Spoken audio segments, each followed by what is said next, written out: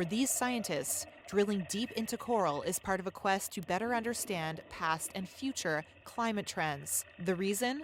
Paleoclimatologists wanted to study the growth rings inside the corals for clues on how much and how fast environmental conditions have changed over time. And these long corals are, I think, quite remarkable archives of environmental change over the last 400 or 500 years. Professor Braddock Lindsley and his team at New York's Lamont Doherty Earth Observatory are leading the research. Unlike trees around here, which grow in the summer and not in the winter and grow out, these corals are growing up, and they have annual rings in them, and then we can use those as a guide for sampling, and we can also get almost monthly resolution when we sample every millimeter.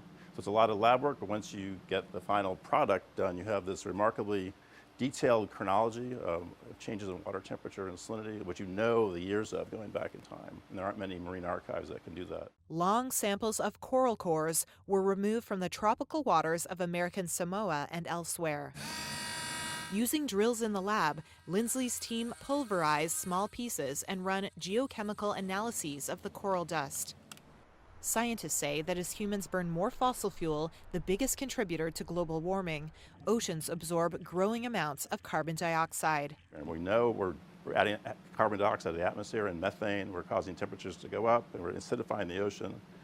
And we don't know what the outcome's going to be. It's a big mystery, and it could be pretty serious. Some of Lindsley's recent studies on corals from the South Pacific island of Tonga suggest that increased seawater acidification could lead to a decline in coral growth rates.